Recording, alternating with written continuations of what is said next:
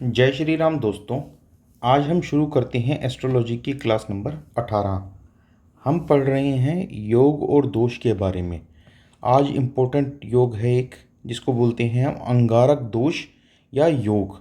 ये कैसे फॉर्म होता है ये एक बार समझ लेते हैं। कहीं भी मंगल देव और राहु देव एक ही हाउस में विराजमान हो तो ये योग बनता है। एग्जाम्पल की हेल्प से समझते हैं, बहुत जल्दी समझ में आ जाएगा आप लोगों को। अगर मंगल देव फर्स्ट हाउस में विराजमान हैं और राहु देव उसी टाइम पे सेवन्थ हाउस में विराजमान है तो इन दोनों का एस्पेक्ट यानी कि दृष्टि एक दूसरे पे हो गई है। दृष्टि का टॉपिक जिसको नहीं पता है या जिसको नहीं समझ में आया है वो एक बार पीछे की वीडियोस जाके देख लीजिए। उसमें हमने कंप्लीटली समझाया है कि दृष्टि क्या होती है, कितने प्रकार की होती है, किस प्लेनेट की, और कैसे कैसे उसको देखते हैं। तो वहाँ जाके आप समझ लीजिए, तब आपको ये टॉपिक समझ में आ जाएगा। अब मान लीजिए कि राहु देव प्लेस्ड हैं 10th हाउस में और मंगल देव प्लेस्ड हैं 4th हाउस में, तो भी यहाँ से इनकी डायरेक्ट दृष्टि बन गई। अब मान लेते हैं कि इन दोनों की आपस में दृष्टि नहीं है एक दूसरे पे, लेकिन इनमें से किसी एक प्लेनेट की दृष्टि दूसरे प्लेनेट पे है। मान लीजिए मंगल देव विराजमान हैं फर्स्ट हाउस में और उसी टाइम पे राहु देव विराजमान हैं 4th हाउस में, तो मंगल देव की 4th दृष्टि 1, 2, 3, 4, तो मंगल देव की चौथी दृष्टि पड़ गई राहु देव पे। लेकिन राहु देव की कोई सी भी दृष्टि नहीं पड़ती है मंगल देव पे, लेकिन तब भी इस योग का, इस दोष का निर्माण होगा, तब भी इसको कंसिडर करेंगे। अब मान लेते हैं दूसरा केस। ये तो था कि मंगल देव की दृष्टि राहु देव पे हो गई। अब मान लेते हैं फर्स्ट हाउस में राहु देव विराजमान हैं और मंगल देव विराजमान हैं 9th हाउस में, तो राहु देव की 1, 2, 3, 4, 5, 6, 7, 8 और 9, नौवीं दृष्टि आ गई मंगल देव पे। लेकिन मंगल देव की कोई सी भी दृष्टि राहु देव पे नहीं पड़ती है। तो इस तरह से ये युति बनती है और इसको बोलते हैं, जब भी राहु देव और मंगल देव का मिलन होगा तो उसको बोलेंगे अंगारक दोष या योग। अब एक और छोटे सा एग्जांपल के साथ समझते हैं।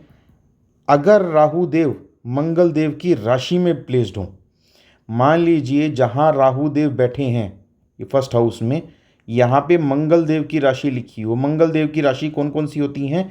1 या 8।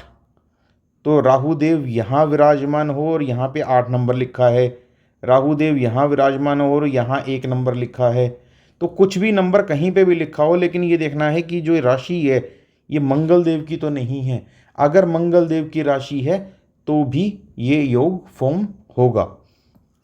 अगर राहु देव मंगल देव के नक्षत्र में बैठे हैं और मंगल देव राहु देव के नक्षत्र में बैठे हैं तो भी ये योग बनेगा। इन दोनों में से सिर्फ एक दूसरे के नक्षत्र में बैठा है, जैसे सिर्फ राहु देव मंगल देव के नक्षत्र में बैठे हैं लेकिन मंगल देव राहु देव के नक्षत्र में नहीं बैठे हैं, तो भी यही फॉर्म बनेगा।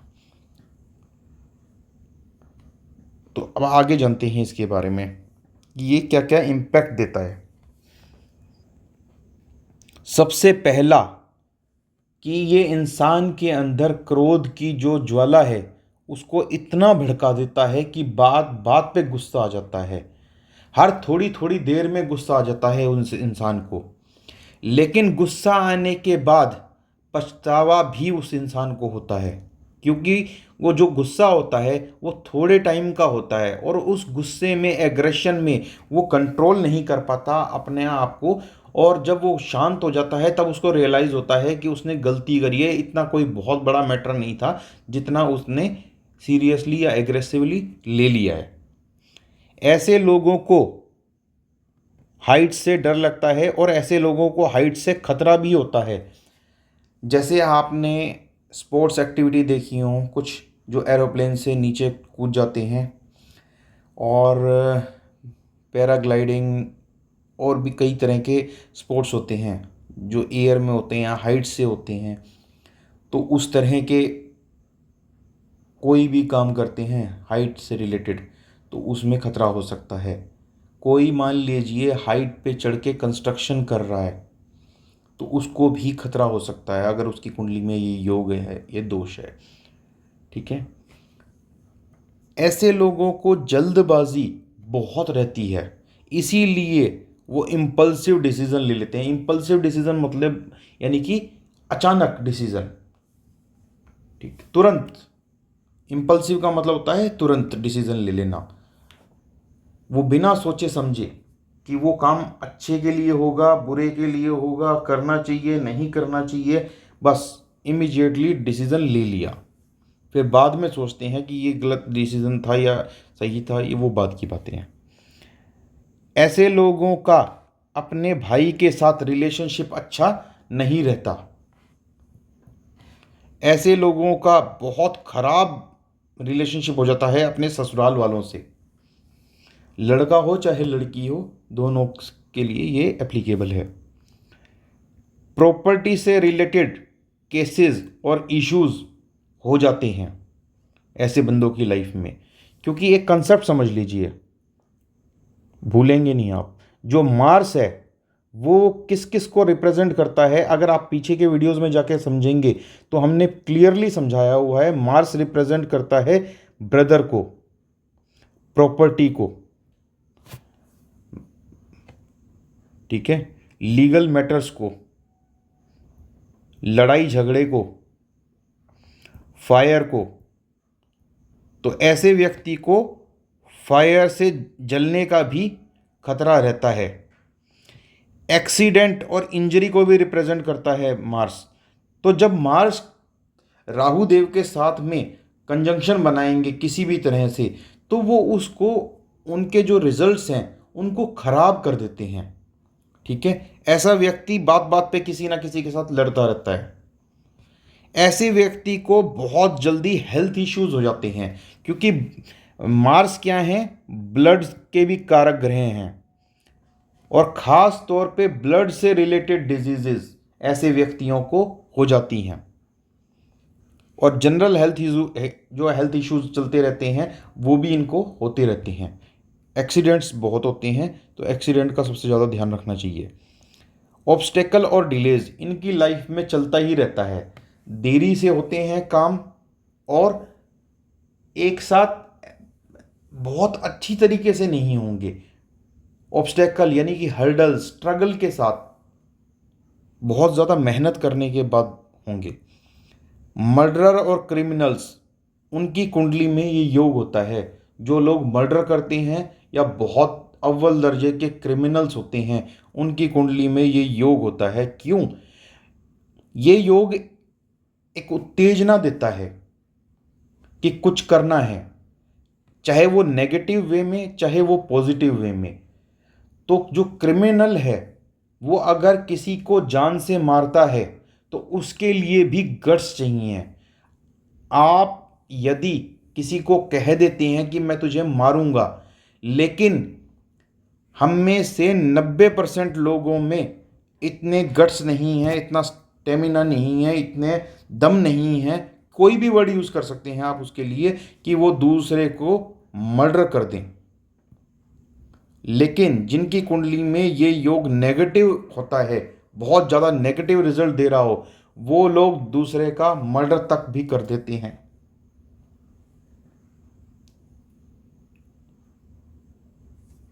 ऐसे लोग बहुत ज़्यादा निडर और बहादुर होते हैं। बहादुर होने की वजह से ही इनको पुलिस में, डिफेंस सर्विसेज में, फायर डिपार्टमेंट में, और आपने देखा होगा सबसे खतरनाक ड्राइविंग करते हैं एम्बुलेंस के ड्राइवर्स। तो एम्बुलेंस यानी कि किसी की जान बचाने का कार्य, मंगल देव क्या है, ह्यूमैनिटी को भी रिप्रेजेंट करती हैं। तो ह्यूमैनिटी के लिए अपनी जान पर खेल जाना, वो भी मंगल देव और राहु देव की युति कराती है। तो एम्बुलेंस के ड्राइवर्स भी बन सकते हैं वो। और ऐसे ही लोग रश ड्राइविंग सबसे ज़्यादा करते हैं, और ये खुद भी एक्सीडेंट का शिकार होते हैं और इनकी वजह से दूसरे भी एक्सीडेंट का शिकार होते हैं। ऐसे लोग पीएसओ, एनएसजी, जो हमारी फोर्सेस होती हैं, कमांडोज, उन इस तरह की फोर्सेस जो बचाव करती हैं, अपनी जान पे खेल जाती हैं, रिस्क फैक्टर, जहाँ भी रिस्क फैक्टर इन्वॉल्व हो किसी भी काम में, तो वो कौन कर सकता है? मार्स प्लस राहुदेव वाला व्यक्ति। ठीक है। और कोई भी व्यक्ति के अंदर दम नहीं होगा कि दूसरे की जान को बचाने के लिए खुद की जान को जोखिम में डाल दें।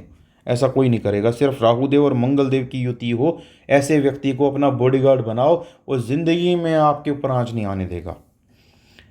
इंटेलिजेंट, ऐसे व्यक्ति बहुत ज़्यादा दिमाग रखते हैं। अगर ये योग बहुत अच्छा प्रभाव दे दे तो ऐसे लोग बहुत ज़्यादा कैलकुलेटिव होते हैं, बहुत सोच समझ के फिर एक्शन लेते हैं, लेकिन एक्शन ज़रूर लेते हैं। ऐसे लोगों की विल पावर बहुत स्ट्रांग होती है, पैशन होता है, जुनून होता है कुछ कर दिखाने का, और ये डरते किसी से भी नहीं है, निडर स्वभाव के होते हैं। अब ये मिथ क्या है इसको लेके? ये कहता है कि ये जो योग है या दोष है, ये हमेशा नेगेटिव रिजल्ट देता है, जो कि सही बात नहीं है। ये एक मिथ है। मिथ का मतलब इल्यूजन, भ्रम। ठीक है, जो सच्चाई नहीं है। ऐसी क्या बातें हैं जो इस योग की जो नेगेटिव इम्पैक्ट है उसका कम प्रभाव कर देते हैं या उसको कैंसिल कर देते हैं? अगर मार्स की डिग्री राहु देव की डिग्री से ज़्यादा हो तो फिर इस योग का नेगेटिव इम्पैक्ट कम मिलता है, फिर पॉजिटिविटी की तरफ थोड़ा सा ज़्यादा चला जाता है। अगर राहु देव किसी भी बेनिफिक प्लेनेट कौन कौन से होते हैं? जैसे मून, जुपिटर, वीनस, तो इनकी राशि में बैठ जाएं, इनके नक्षत्र में बैठ जाएं,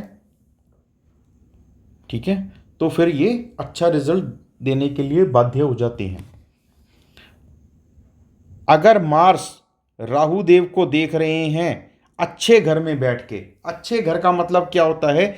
जैसे फर्स्ट 4, 7, 10, जो ये केंद्र हाउसेज होते हैं, या फर्स्ट 5, 9, ये हाउसेज होते हैं, इनसे बैठ के देख रहे हैं मार्स, तो मार्स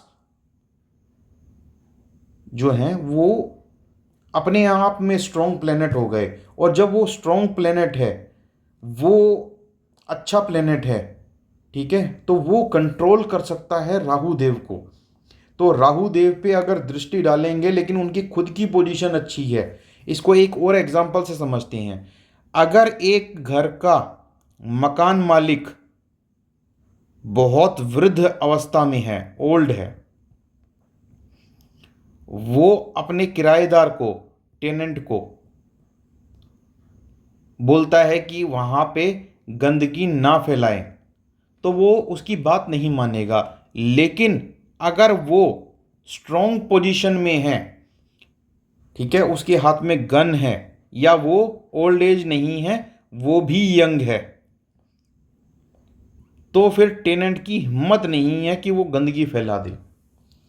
तो इसीलिए राहु देव को अगर मंगल देव अच्छे घर से देख रहे होंगे तो वो राहु देव को कंट्रोल कर लेंगे, और राहु देव अच्छे रिजल्ट देने के लिए बाध्य हो जाएंगे, मजबूर हो जाएंगे। तो मंगल देव एक तरह से बोलें तो राहु देव को कंट्रोल कर सकते हैं। Mars being the friend of लग्नेश, अगर आपकी कुंडली, जो ये कुंडली है हमारी, यहाँ पे पहले नंबर पे 1 से लेके 12 तक क्या राशि लिखी है, वही आपकी कुंडली का लग्नेश बन जाएगा, यानी कि लॉर्ड ऑफ द कुंडली, कुंडली का मालिक। तो उस लग्नेश के मंगल देव के साथ कैसे संबंध हैं?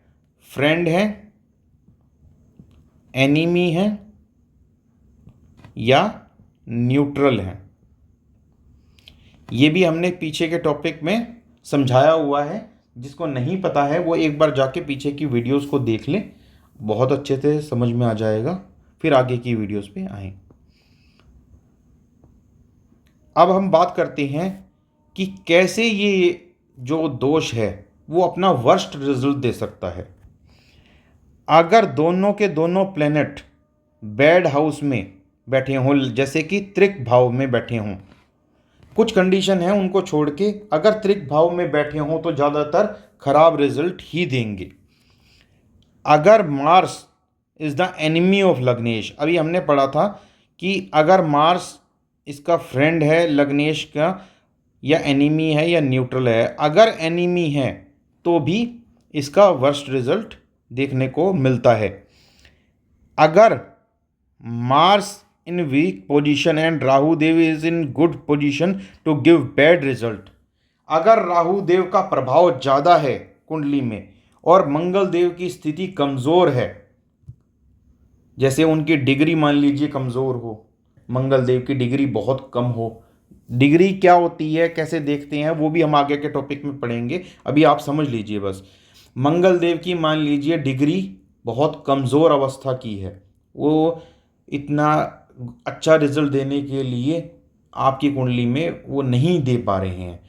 और राहु देव उनकी डिग्री भी अच्छी है, अपनी उच्च की राशि में बैठे हैं, मित्र राशि में बैठे हैं और अच्छे घर में बैठे हैं, तो फिर ये नेगेटिव रिजल्ट दे सकते हैं अपना।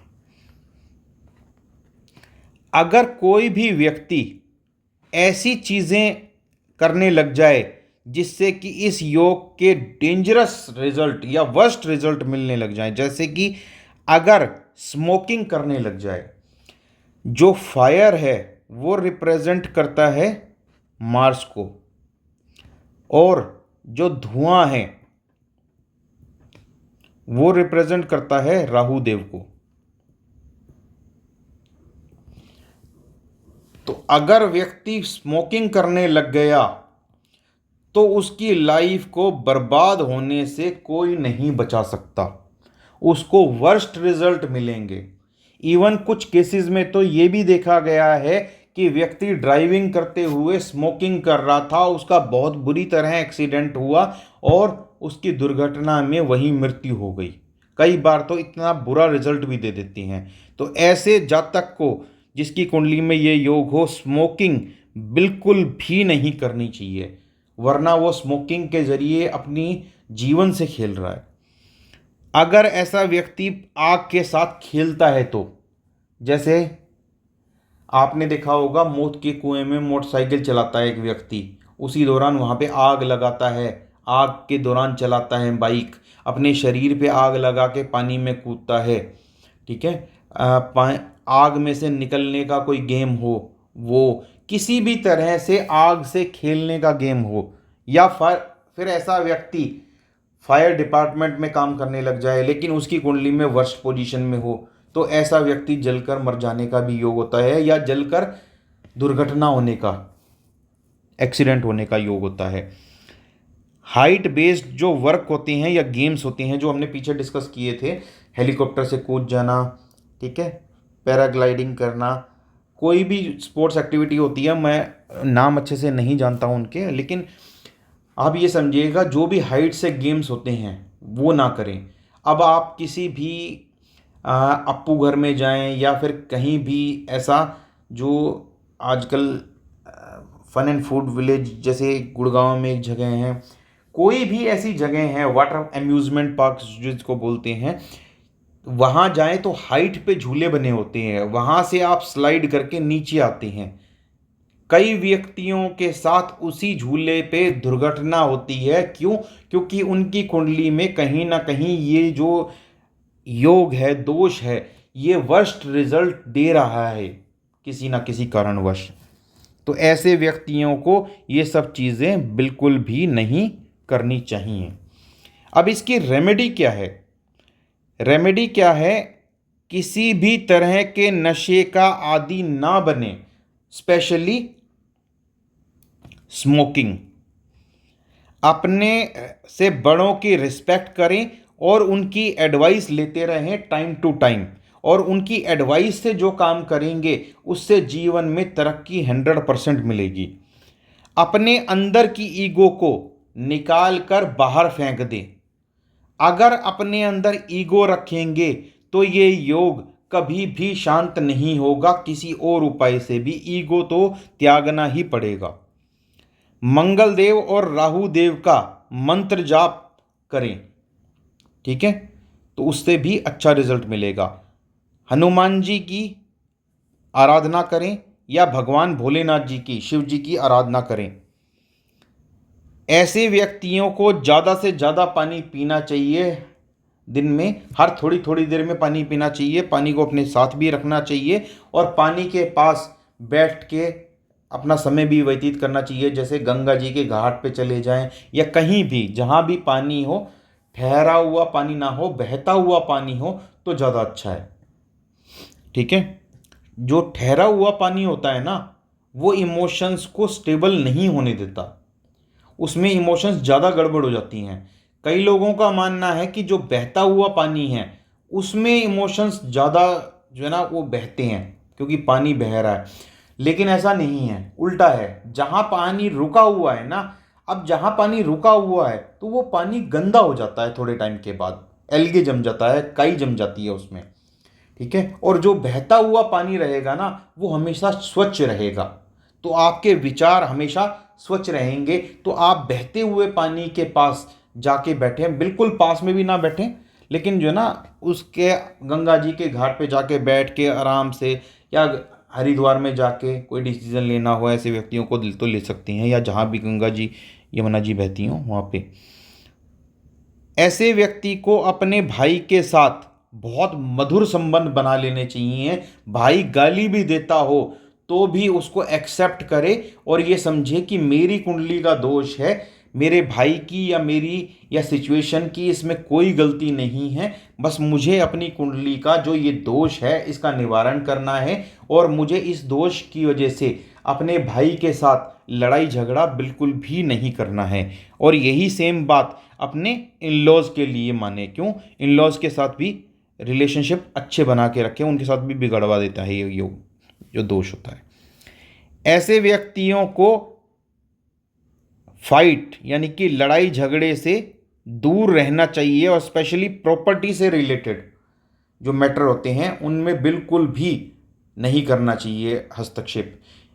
मान लीजिए आपके ही परिवार में जिसकी कुंडली में ये योग है या दोष है, वो व्यक्ति आपस में ही भाई भाई या चाचा ताऊ जो भी हों एंसेस्ट्रल प्रॉपर्टी के लिए आपस में लड़ रहे हों, या दो भाई आपस में एक दूसरे के से प्रॉपर्टी के लिए लड़ रही हों, तो जिसकी कुंडली में ये दोष हो ये वाला, उसको बिल्कुल भी लड़ाई झगड़ा नहीं करना चाहिए। क्योंकि उसको समझना चाहिए कि इस दोष की वजह से मेरे और मेरे भाइयों के बीच में प्रॉपर्टी से रिलेटेड विवाद करवा रहे हैं ये दोष, तो मुझे इस दोष का निवारण करना है और अपने भाइयों से मधुर संबंध बनाते हुए प्रॉपर्टी को बराबर हिस्सों में बांट लेना है। ऐसे व्यक्तियों को दूसरों के मैटर में इंटरफेरेंस नहीं करना चाहिए। दो व्यक्ति लड़ रहे हैं, उनकी लड़ाई छुड़वाने के लिए ये व्यक्ति जाता है तो वो दोनों बच जाते हैं, इस व्यक्ति पे नाम आ जाता है, इसका पुलिस केस हो जाएगा, इसका कोर्ट केस हो जाएगा। ऐसे बहुत से व्यक्ति देखे हैं मैंने। ऐसे व्यक्तियों को अपनी ईगो पे कंट्रोल रखना चाहिए, अहंकार की भावना को त्याग देना चाहिए। ऐसे व्यक्तियों को दूसरों की बातें सुननी ज़्यादा चाहिए, अपनी कम बोलनी चाहिए लेकिन दूसरों की ज़्यादा सुननी चाहिए। जितना ज़्यादा सुनेगा सहन शक्ति बढ़ेगी और सहन शक्ति बढ़ने के साथ साथ इनका ज्ञान भी बढ़ेगा, और जब ज्ञान बढ़ेगा तो मूर्खता से पूर्ण जैसे लड़ाई झगड़े की बातें या कोई और मूर्खतापूर्ण बातें वो नहीं करेगा इंसान। इंक्रीज योर टॉलरेंस, बर्दाश्त करने की शक्ति इनको बढ़ानी चाहिए। कैसे? ये एक्सरसाइज कर सकते हैं, जिम जा सकते हैं, कोई स्पोर्ट्स एक्टिविटी कर सकते हैं, अपने एक्सर्शन करनी है अपनी बॉडी की, अपनी बॉडी को थकाना है। टॉलरेंस मेडिटेशन कर सकते हैं, ये मेडिटेशन ठीक है। तो किसी भी रूप में ये अपने टॉलरेंस पावर को, यानी कि अपनी सहन शक्ति को बढ़ाएं। कोई इनसे कुछ कह गया, मान लीजिए वो व्यक्ति गलत है और इनको गलत बात पे ही धमका रहा है, तो इनको जोश में आके उसके साथ लड़ाई झगड़ा नहीं करना चाहिए। ऐसे व्यक्तियों के अंदर एक चीज़ और भी होती है, बहुत जल्दी ये एब्यूजिव लैंग्वेज या फिर रफ लैंग्वेज बोलने लग जाते हैं, जबकि वाणी का ही सारा खेल है। अगर आप किसी से अच्छा व्यवहार करेंगे तो वो आपसे सालों साल तक, जन्म जन्म तक जुड़ा रहना चाहेगा। लेकिन अगर आप किसी के साथ दुर्व्यवहार करेंगे, गाली दे के बात करेंगे, उसको बहुत बुरी तरीके से बोलेंगे, झड़क के बोलेंगे, तो फिर वो व्यक्ति आपसे कभी भी दोबारा ना मिलना चाहेगा, ना आपसे वार्तालाप करना चाहेगा, ना आपके साथ कोई व्यापार करना चाहेगा, किसी भी रूप में आपसे नहीं जुड़ना चाहेगा। ऐसे व्यक्तियों को कोई भी एडिक्शन नहीं करनी चाहिए, और स्पेशली स्मोकिंग। स्मोकिंग, एक कहावत है, स्मोकिंग किल्स। तो ये वाले व्यक्ति याद रखें कि स्मोकिंग किल्स, इनके लिए ये टैगलाइन है। तो ये हमारा आज का टॉपिक था अंगारक दोष। अगर आपकी कुंडली में भी बनता है ये अंगारक दोष, तो आज ही इसका निवारण करें, और सबसे पहले अपने अंदर सहन शक्ति बढ़ाएं, मेडिटेशन करके, एक्सरसाइज करके, और अपने आप को बार बार मैसेज कन्वे करें कि तेरी कुंडली में अंगारक दोष है, जिसकी वजह से तुझे गुस्सा आता है, तो तुझे अपने गुस्से पे कंट्रोल करना है। हर सिचुएशन में, हर वक्त अपने आप को ये मैसेज कन्वे करते रहें। ठीक है, जब आप अपने आप को ये मैसेज कन्वे करते रहेंगे तो एक दिन आपका गुस्सा बहुत ज़्यादा शांत हो जाएगा। तो आज का वीडियो यहीं समाप्त करते हैं। आपके लिए एस्ट्रोलॉजी में और भी बहुत से टॉपिक्स लेके आएंगे आगे, और पीछे के टॉपिक्स जिसने नहीं देखे हों वो देख लीजिए। आपको अगर इन्फॉर्मेशन अच्छी लगती है तो आप अपने कमेंट्स में लिखिए कि आपको इन्फॉर्मेशन कैसी लगी। यदि आपको कोई बात समझ में नहीं आई है, या कोई क्वेरी है, कोई सजेशन है आपका, क्योंकि देखिए, ज़रूरी नहीं है कि एस्ट्रोलॉजी क्या है, समुद्र है, तो ज़रूरी नहीं है समुद्र की एक एक बूंद इसमें पिरोई गई हो सकता है आप में से किसी को ज्ञान हो और वो इस टॉपिक में कुछ एडिशन करना चाहता हो, तो उसके व्यूज़ का हमेशा आदरपूर्वक सम्मान किया जाएगा। वो अपने व्यूज़ को कमेंट बॉक्स में लिखे, जिससे हमारे व्यूअर्स की जो नॉलेज है वो एनहेंस हो सके, और हम कोशिश करेंगे कि आपके जितने भी क्वेश्चंस आते हैं या आपका कोई भी कमेंट आता है तो हम उसका रिप्लाई जल्दी से जल्दी करें। तो आज का वीडियो यहीं तक, अगले वीडियो में मिलेंगे। जय श्री राम।